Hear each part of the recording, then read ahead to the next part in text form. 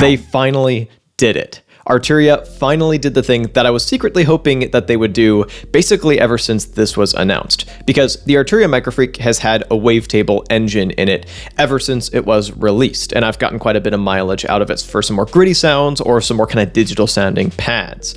And I was really hoping that eventually they would open it up to let you bring in your own sounds, or at least bring in your own wavetables. And with this new update releasing today, they finally done that. They did let me know about this in advance and give me an advanced copy of the firmware to try out, so full disclosure there.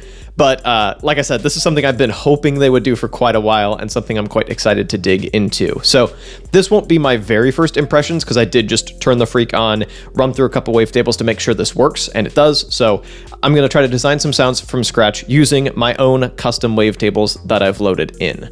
The process was super straightforward, and this is where I started to get even more excited about it, because you don't just have to go through the process of formatting a wavetable and bringing it in. You can just bring in a WAV or AIFF file, and it'll just process it. It'll stretch it out or squash it to be kind of the right length to work for their wavetable processing, and it'll even do crossfading so that scrolling through the wavetable sounds smooth. And yes, that does work. It works quite well. So they've also added some of their own new wavetables, just preloaded into the custom wavetable engine, but I've already gone ahead and replaced all of those with my own. And it's a combination of synth sounds from my $5 sample pack, link in the description, and wavetables that I've just brought in from Serum.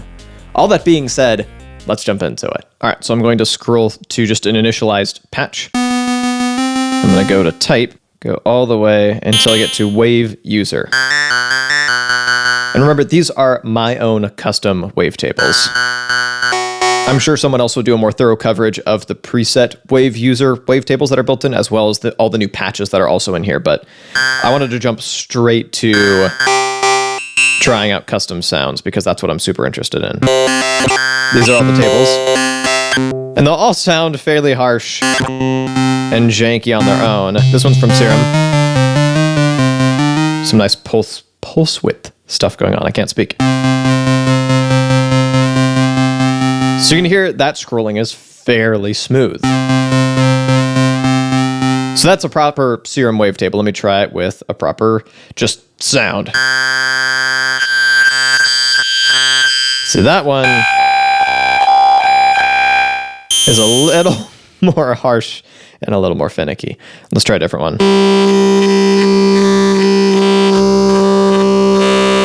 See, I didn't say it was going to be perfect. It likes this one quite a bit. That one seems to work pretty well. And like, some of these are basses, which is why they sound weird if they're turned way up.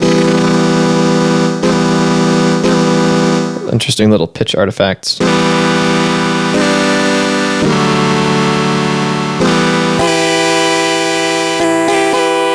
I could actually benefit from having some lows cut. Now we got something that's kind of cool. It's a little bit of a mess, but imagine running that through like some sort of reverb. So I've initialized this again. Let me just get back to the custom. Let's scroll to something else. I did feed this thing some bass growls. So it's a little bit luck of the draw as to how harsh something ends up being. So I've got timbre here. I want to assign that once again to the cycling envelope.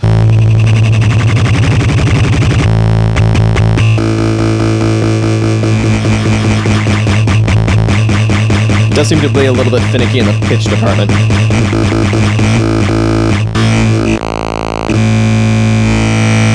So what I would recommend doing is taking the time beforehand to kind of edit your sounds that you're going to feed into this, just to kind of cut off like the beginning and end, maybe, so you get something a little cleaner to work with. That's a little more like it. Get some glide.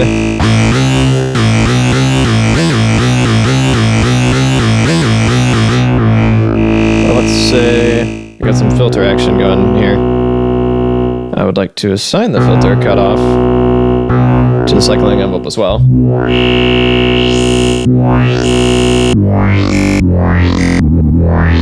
So now we've created something fairly unique.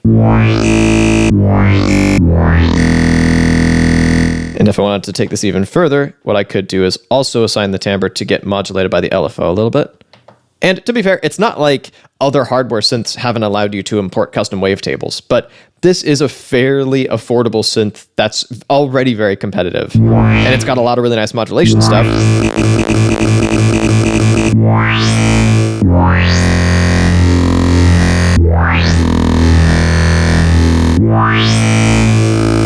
So relatively quickly, we've created something pretty unique. So let's turn on unison.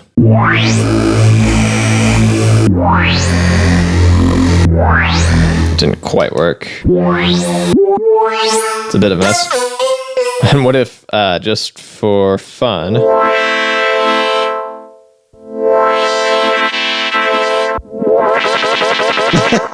too much. Let's try something else. This one has some potential. And there's nothing that says that you have to modulate the waveform at all. You can just kind of park it on a spot that sounds nice like this. And you've just got something unique pretty much right out of the gate. Like what if we gave this guy some filter movement, and what I would like to do is assign the cycling envelope to the cutoff.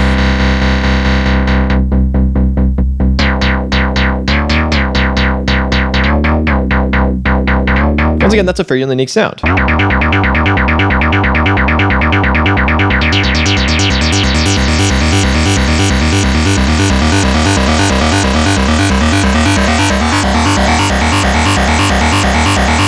Oh, that's kind of sick.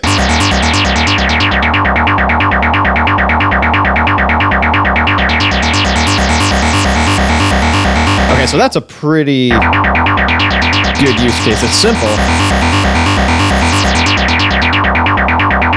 but that's really working for me. And then, if I want to, I can just change the wave entirely. Ooh.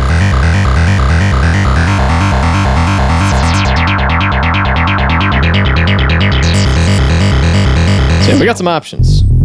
Ooh. That's interesting. Some of these are pretty intense subs. This is a Serum one.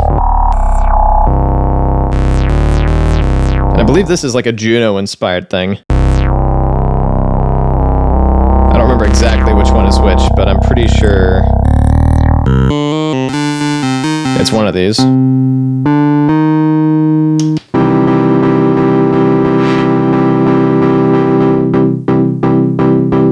So what if we took the cutoff up a bit?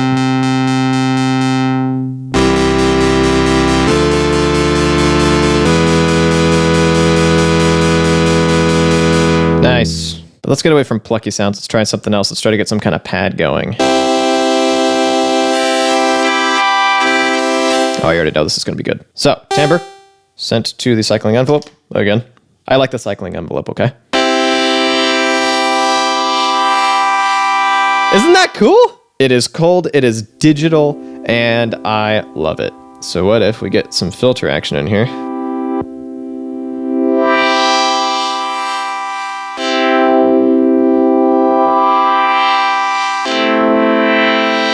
One more resonance.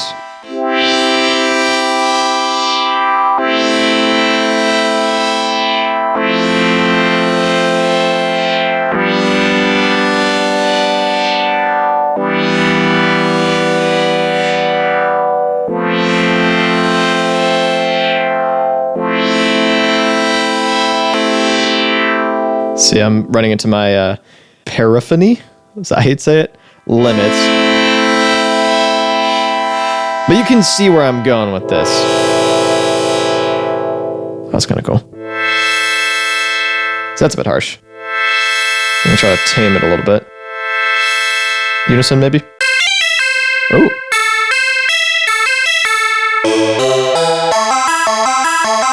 So you can do some kind of weird, intentionally janky, throwbacky stuff with this.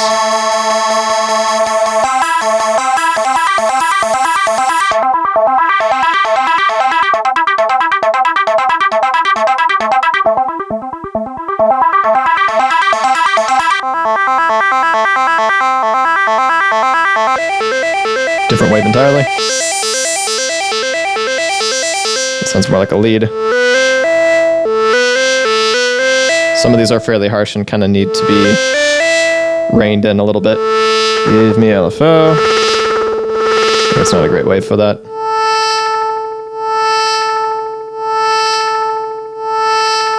Well, hey, nothing's stopping us from modulating the rate as well. Just assign this. So maybe tell it to modulate this some more. Oh yeah, it's definitely working. Okay, so then we can rein this in. Oh, here we go. So the LFO is modulating the wavetable position, and then the cycling envelope is modulating the LFO speed. And as a result,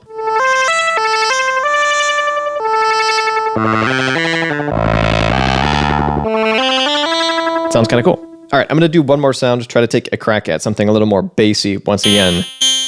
So hopefully at this point you kind of get the idea of how powerful this could be and how hit or miss it can be at times. It's a little bit luck of the draw with what sound you chose to load in.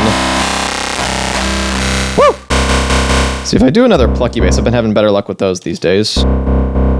Send the cutoff to the cycling envelope, as per usual. And then here's what I wanted to try. Here's my brilliant plan. That could totally not work. Is to then modulate the timbre at the same rate as the envelope.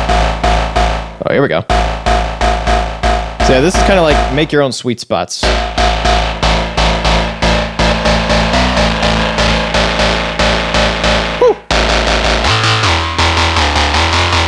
And it sounds fairly dirty and lo-fi, but that can be really cool. Jeez.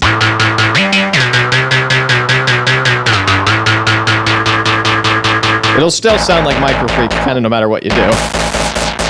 Some people are going to like, some people won't. I personally can dig it, but it's not what I reach for everything. Pew, pew.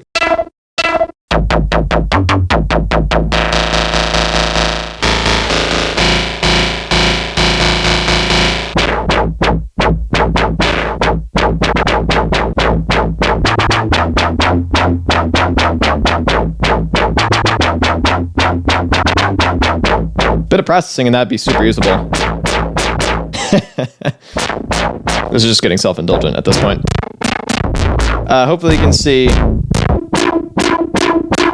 how far you can really take this if you spend some time with it. I'm going to leave it at that for now, though. If you'd like to see my coverage of the previous MicroFreak firmware update, you can click or tap up over here. And if you'd like to see me use it in combination with the Innovation Circuit tracks, you can click or tap up over here. Thank you so much for watching, and I'll be back with a new video in a little bit.